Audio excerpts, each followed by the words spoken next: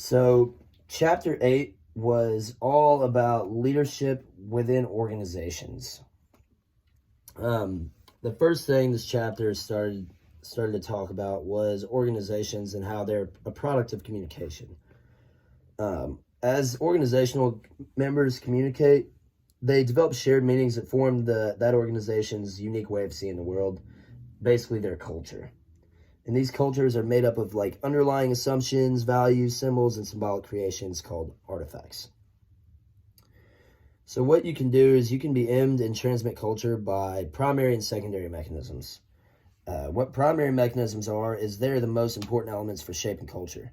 It's what you pay attention to, how you react to critical incidents, the way you spend budgeted monies, how you role model, everything. Then it talked about secondary mechanisms, which what these do is these reinforce the primary messages. Also, it's how you mold the organizational structure, utilize systems and procedures.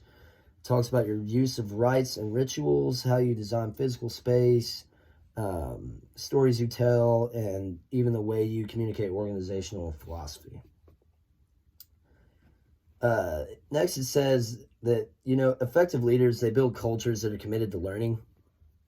Learning organizations are usually skilled at generating and acquiring knowledge and then using that information to modify their own behavior. What you need to do is you need to function as a learner and a teacher who overcomes the obstacles to learning and promotes information gathering through intelligence or collection of data. Next, the chapter talked about trust and how trust is critical to the success of any organization. Organizational trust is the collective level of positive expectations that coworkers, work units, and organizations honor their commitments.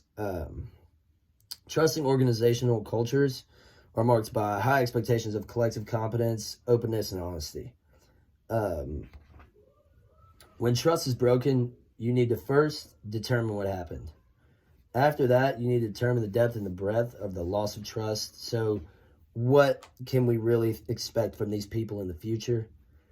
Third, you need to own up to the loss. Don't ignore it or downplay it. And last, you need to identify what you need to accomplish in order to rebuild that trust. So leaders, they play a key role in setting the overall direction of the organization through strategic planning. These strategic plans, they're grounded in the organization's mission and the vision and planning process. And also, it needs to involve internal and external analysis, strategy design, and implementation. In order to act as a strategic leader, you need to build your ability to anticipate, challenge, interpret, decide, align, and learn. So what you can do to practice your strategic leadership is you need to do it in a visionary, directive, incubating, or collaborative style.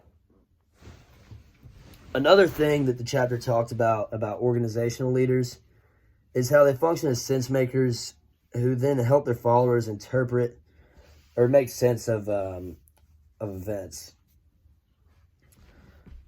These skillful sense makers, they keep followers in motion, improvise, and let go of belief that they have all the answers. Next, the chapter talked about framing. And this is creating a mental picture of the world and then encouraging followers to accept that same mental picture that you've created. So you need to adopt a strategic communication style to become more successful at framing your own realities. You need to consciously prepare or prime yourself for those opportunities to use framing. Then it went on to talk about organizational success. This mostly depends on getting the units and groups to work together. You need to create an intergroup identity that by the way you can do this is encourage the team members to define themselves as both organizational and subgroup members. Next, towards the end of the chapter, it talks about how expectations shape motivation and performance and the Pygmalion effect.